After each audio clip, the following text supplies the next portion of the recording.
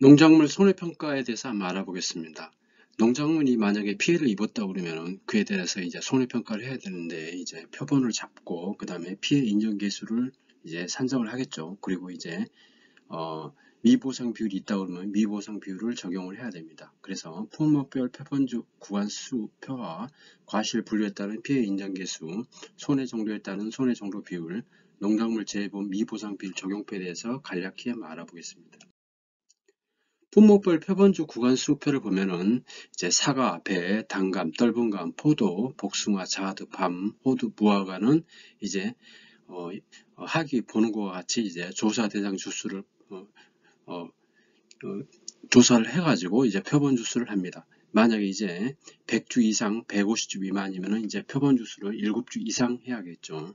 만약 130주라고 그러면은 7주가 되겠습니다.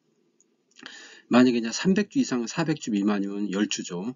300주에 3에다가 이제 7을 더하면은 10이 됩니다. 그래서 10주가 됩니다.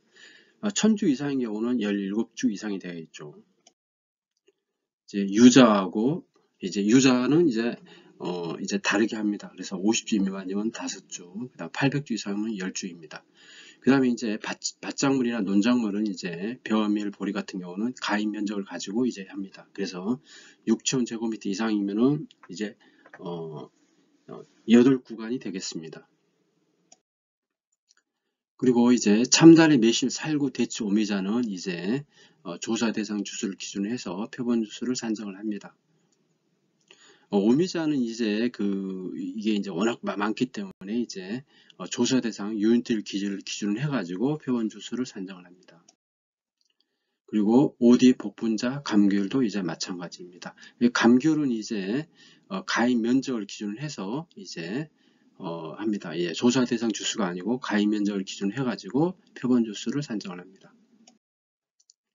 이제 고구마, 양파, 마늘, 옥수수, 양배추, 종합이온 수확감소 보장에 이제 하는 밭작물은 이제 가입 면적을 따라서 합니다. 그리고 감자, 차, 콩, 팥도 마찬가지로 가입 면적을 따라서 합니다. 인삼은 이제 피해 칸수입니다. 피해 칸수를 기준으로 해서 표본 칸수를 산정을 합니다. 그리고 고추, 메밀, 브로콜리, 배추, 무, 단호박, 파, 당근, 시금치 등은 실제 경작면적 또는 피해 면적을 기준으로 해서 이제 표본 구간 일항수를 이제 산정을 합니다.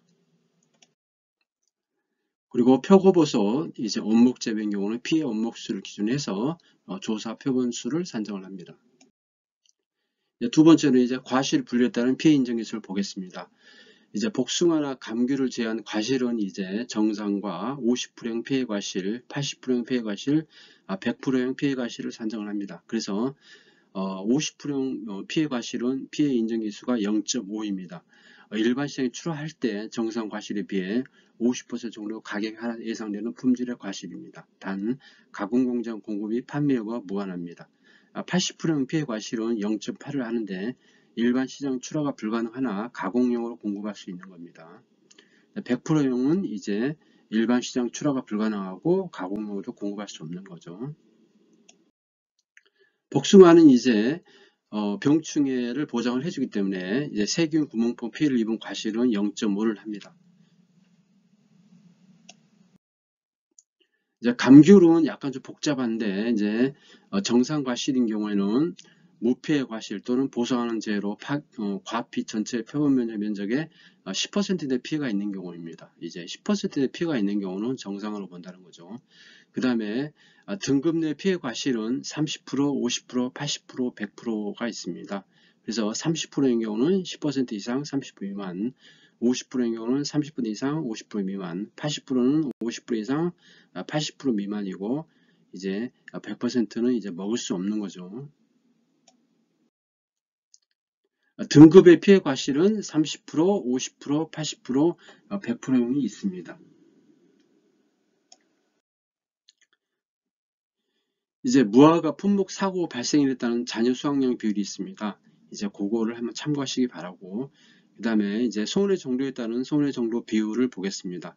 만약에 이제 고추 같은 경우는 손해 정도가 1에서 20%라고 그러면 손해 정도 비율은 20%가 됩니다. 만약에 손해 정도가 81에서 100%라고 그러면 100%가 되겠습니다. 나중에 이제 보험금을 계산할 때 손해 정도 비율을 이제 계산해야 됩니다. 그리고 이제 세 번째로 이제 농작물 재해보험의 미보상 비율 적용표를 보겠습니다. 미보상이라는 거는 이제 경작자가 이제 이제 어떤 잘못이 있는 경우죠. 경작하는데 뭐 여러 가지 이제 뭐 제초라든지 병충해 같은 거 이런 거 이제 그런 걸 이제 하지 않는 경우죠.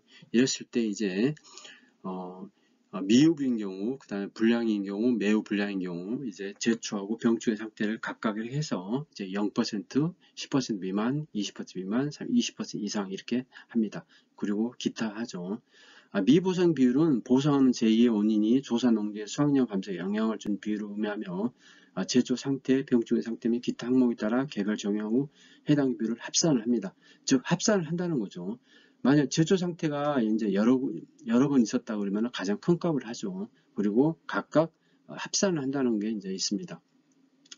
예를 들어서 이제 마늘, 양파, 고구마, 양배추, 콩파, 차 같은 경우는 이제 그 종합비용 수확감소 보험금인데 이걸 보험금 계산할 때는 보험가입 금액에다가 이제 피해에서 자기 부담비를 빼서 이제 곱해주는데 피해율은 이제 평수 미평이죠. 평년 수확량에서 수확량을 빼고 미보상 감수량을 이제 빼서 평년 수확량을 나눠주는데 거기서 얘기하는 미보상 감수량을 산정하는데 미보상 비율을 이제 손해평가사가 이제 조사를 하게 됩니다.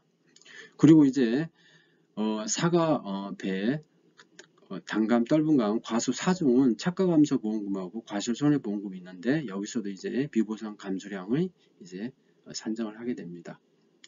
그리고 이제 감자, 고추 품목은 이제 이제 제초 상태하고 기탐합니다. 병충해는 이제 보장을 하기 때문에 이제 병충해 상태는 빠지게 됩니다.